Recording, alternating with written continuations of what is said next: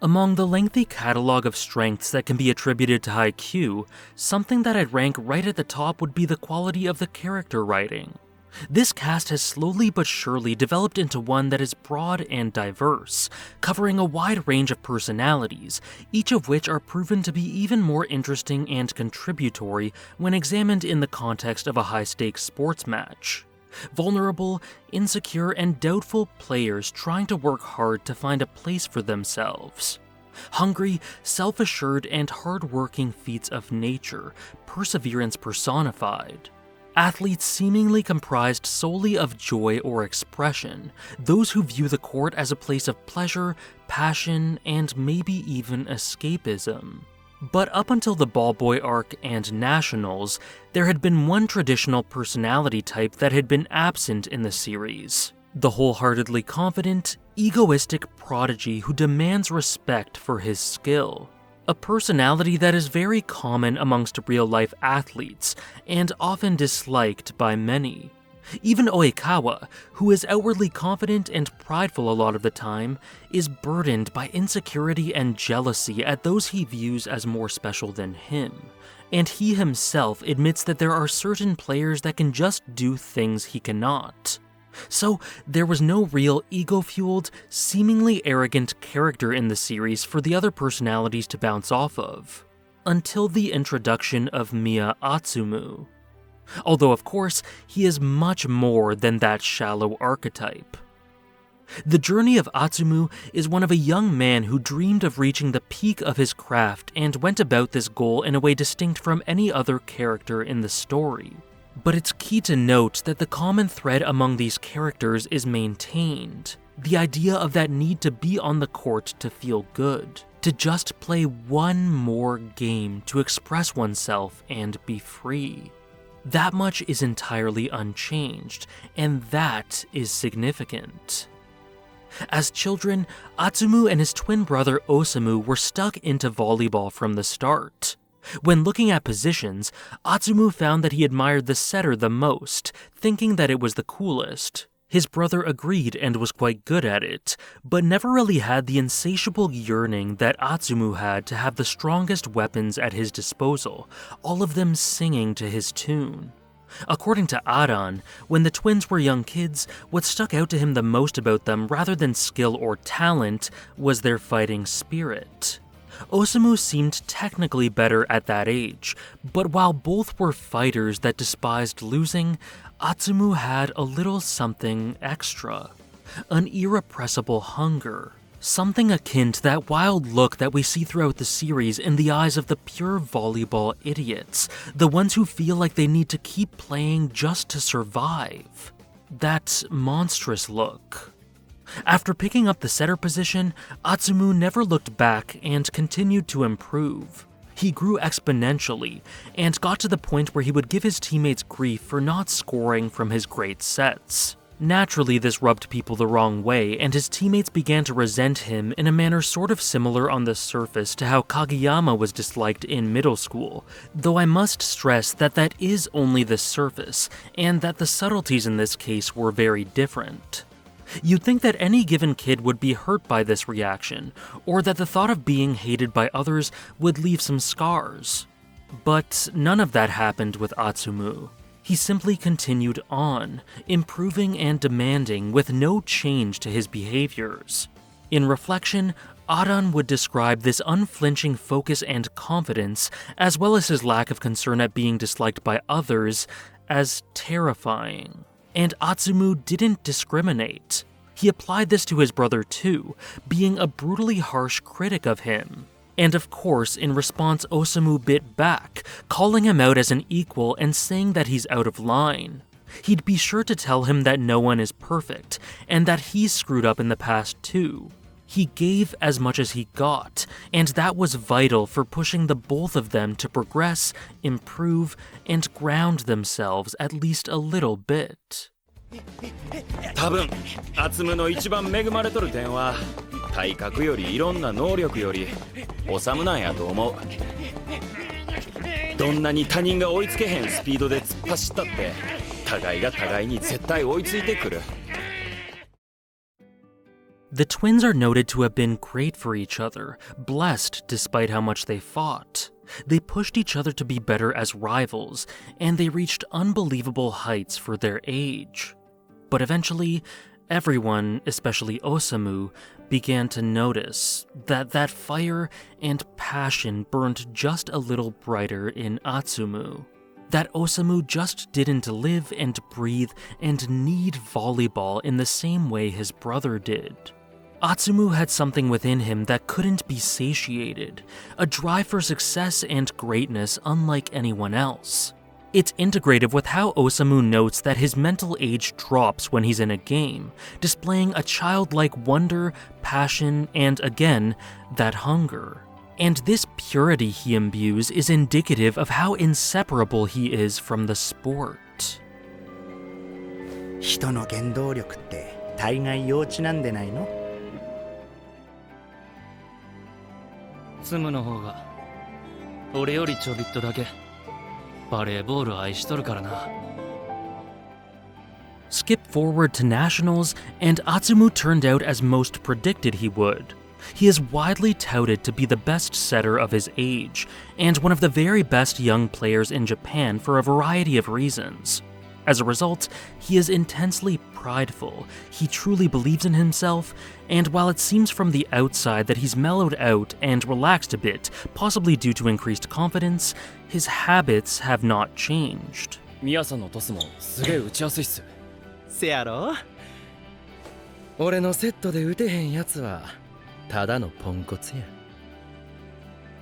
However, this attitude of his isn't mean-spirited in intent, for the most part, because if you examine his psychology and if you put yourself in his shoes, you can kind of see where he's coming from.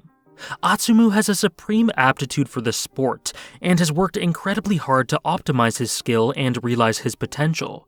As his captain has acknowledged, his dedication and hard work has turned him into a phenomenal player.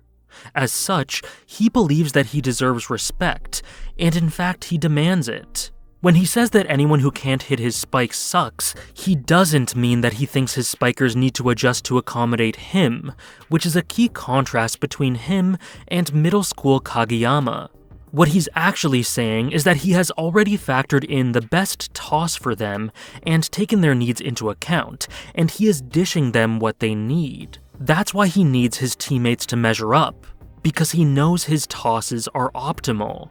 They push them to their limit, but they're also individualized extremely well. So if they can't keep up with a toss that is perfectly tailored for their best abilities, then they suck. It's not that he puts tosses up carelessly and expects his teammates to match them instead of the other way around. It's the opposite. His sets are crafted with utmost care. He has put everything into training so that he can toss the ideal sets, so for him, his teammates not matching his dedication is disrespectful.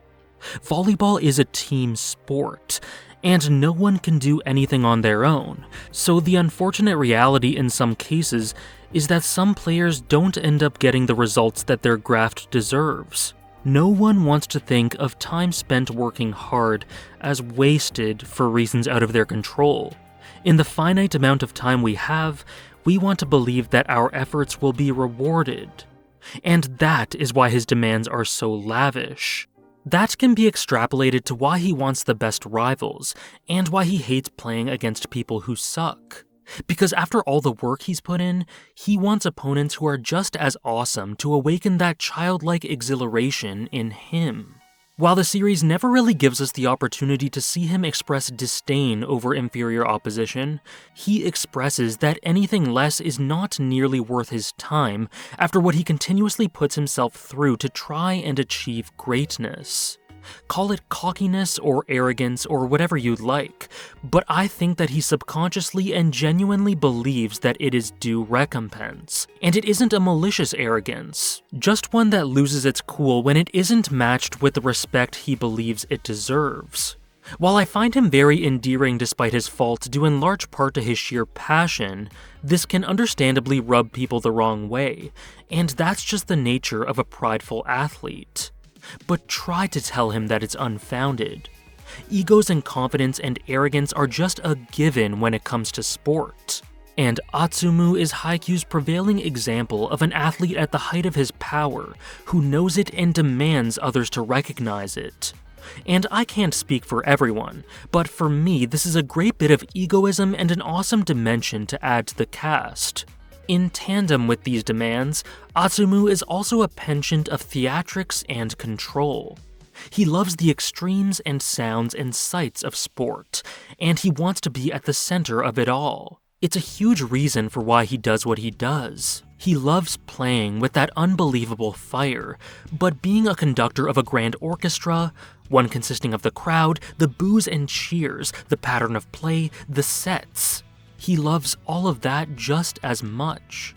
And it coalesces with his demands. That's why he requests silence for his serves. It isn't being cruel or mean for the sake of it. He has gone through a great deal to get where he is, and he deserves to play on a stage that allows him to perform, to be in optimal conditions. And those around him recognize his assets and adhere to them in admiration, as the band and fans alter their approach depending on what he's doing. And in turn, he uses all that he has earned, every resource, to overpower the opponent and honor the jersey he wears. Atsumu is very dramatic. He plays with flair and extremes, and he loves being in control of these things and dictating spectacle. So his personality fits the position like a glove more than nearly every other character in the series, licking his lips at the possibility of having monster hitters singing to his tune.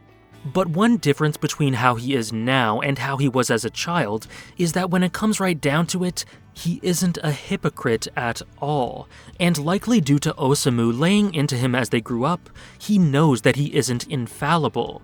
If you'll excuse a minor spoiler for a line of dialogue that he provides later on in the series, he says the following in a future arc. "If I score, hype me up. If I don't score, lay into me. I don't need no in-between participation prize. Cheers or jeers, gimme one or the other, 'cause that's what I want to be surrounded by."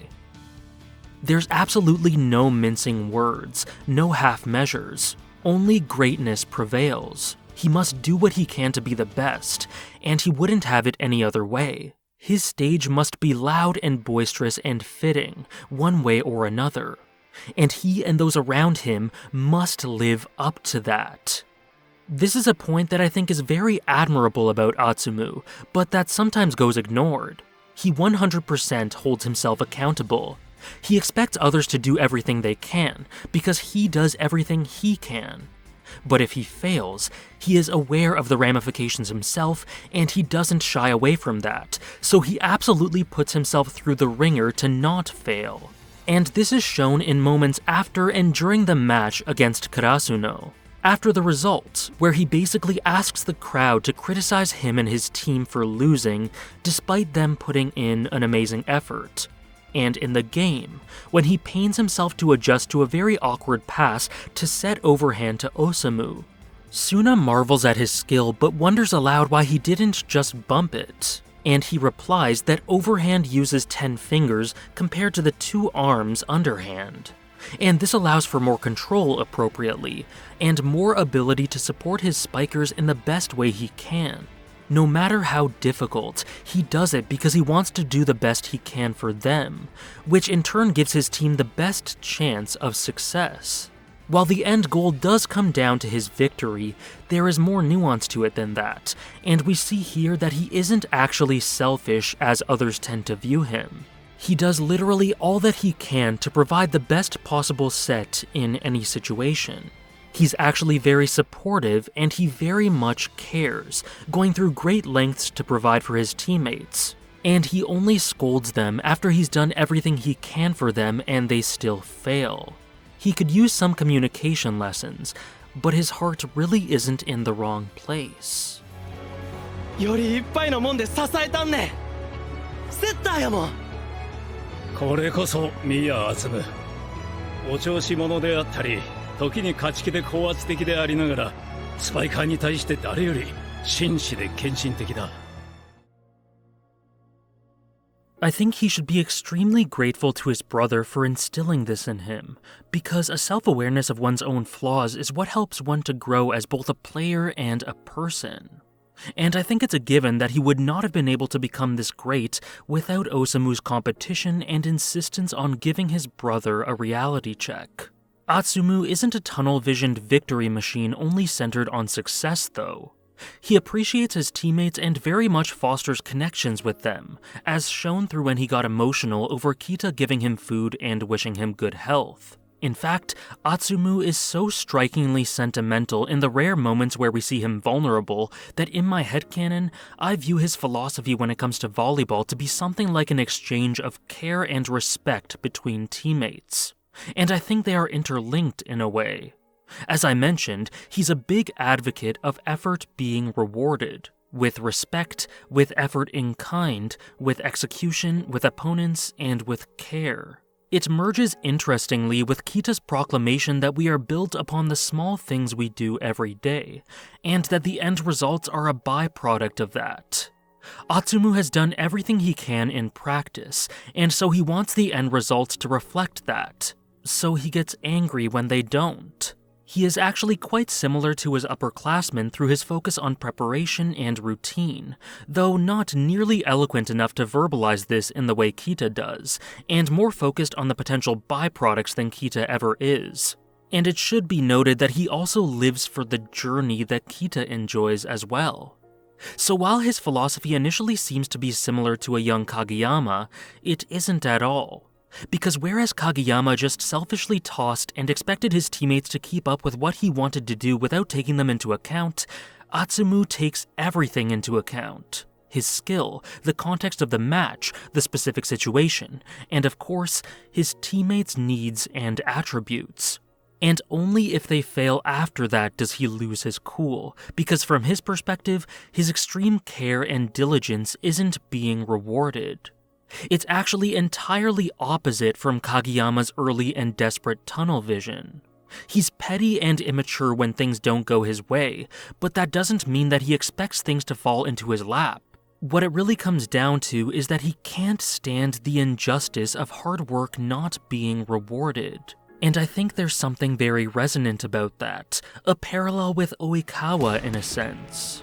俺が毎日1から10やっとるところ、Atsumuみたいな連中は1から20やっとんねん。あるいはより効果的な10、密度の高い10。ほんでたまに1から10やなくて A から Z やってみたらどんなやろ。おもろいんちゃうかって考えたりするやつらやねん。And this parallel is understandable primarily because the two are kindred spirits in a sense, since Atsumu is also a poster child for that idea of hunger. The hunger that his brother just didn't seem to have for volleyball, and the hunger that exudes from Hinata and Kageyama. And because of that, because of what he does on his journey to satiating that hunger, he is often viewed as having been born special or talented. But as we noted in the very beginning, what was most notable about Atsumu was his fighting spirit, his passion and desire, not his technique or game sense. Those were aspects that he refined and polished through the years as he ground himself to dust through training as a result of his intangibles. And maybe he did have a high potential for volleyball. Maybe he was born for the sport in that romantic, idealistic way. We have no way of knowing for sure, after all. But the point is that none of that manifested in brilliant skill from the beginning, and his current skills were not achieved with any semblance of ease. His path to the top was far from comfortable, and in fact, he pushed himself and his boundaries further than the vast majority to reach this apex. And in that sense, the real talent he had, that which truly made him a monster, was his yearning and hunger, that need for volleyball synonymous with a need to breathe that only a rare few possess. There are times where you see an athlete playing a sport and see how naturally they seem to do things and think to yourself that they were just gifted and born for this. But the scary thing that is the reality of the vast majority of these situations is that this instinct for the sport is something that has been worked on so much that it gives the illusion of a blessing from the gods. Hinata's arc is proof in and of itself that this instinct can be obtained through proper and excruciating training. And perhaps that ends up being the case for these prodigies more than we think. And all of Atsumu's early life's work and desires come to fruition in Inarizaki's first game at Nationals. His efforts are rewarded in the Monsters Banquet, the match of a lifetime against Karasuno, which slowly but surely engaged him in a joyous manner, making him celebrate the simple fact that he was able to play this beautiful game, teaching him how to proceed in the future to truly become the best at this. This game is just a litany of passion, amazing moments, subconscious and conscious philosophical realizations, and happiness for Atsumu, and it proved to be something of a benchmark for his career and where he wanted to go from here. From how the sparks fly in a heated battle with Hinata and Kageyama and how he resolved to take them down a peg to prevail in a battle of monsters, to how he lost himself with joy in the fire and intensity of the game, being pushed to his limits and having the time of his life. How he talked up Hinata's hunger and admitted to being able to relate to his fire, how he eventually realized that he should just lose himself in the moment and be free in his jubilation to be playing such like-minded and great opponents, which of course led to him and his brother unluckily choosing to use the incredibly high-risk, high-reward minus-tempo quick against the one duo who were aware of the volatility of that sort of reckless approach. With the match finished and Karasuno's victory secured, while feeling the burden of responsibility and the regret of his loss, and while characteristically asking to be chewed out, deep down, Atsumu knows that he'd do it all over again and go for that play every time. Because that is how you grow, how your experiences become ingrained in you and push you onwards. He wouldn't have it any other way, and the onus is on him at this point to keep developing, keep growing and changing and learning. Because that's the joy of sports, expression, and life. Spontaneity, evolution, and liberation. The extremes that he so loves. To be good is to be free, and although he laments his loss, he undoubtedly appreciates the sheer freedom that his opponents allowed him to feel. And though the pain of defeat can be difficult to endure, there's always another chance to go again and experience it once more. 俺はいつかあんたにトスをあげるで。でもその前にインターハイで潰したるから覚悟しときや。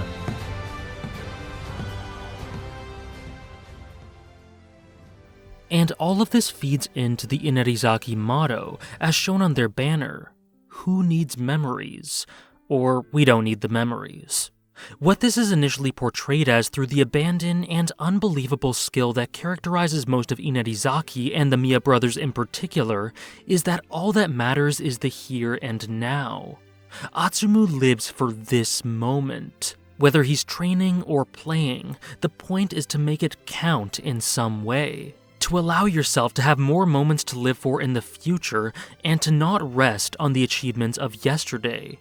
The point seems to be that you can't live off memories, so you must drive yourself forwards in the now with all that you have and forget the past. And this is very true to life when it comes to Atsumu, but there is more depth to uncover that changes the complexion a bit.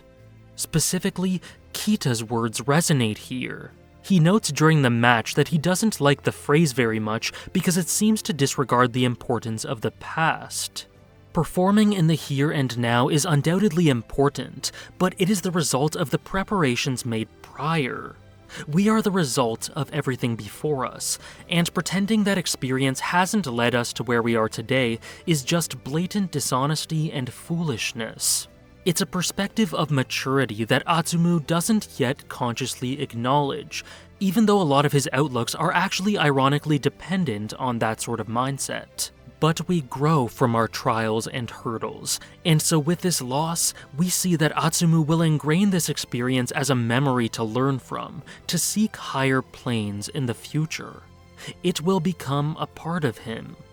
And this helps incorporate a new thematic message and a new spin on the banner motto. It isn't about being reckless and forgetting the past. It's about giving it your all and doing literally everything you can using the experiences that are ingrained in your body.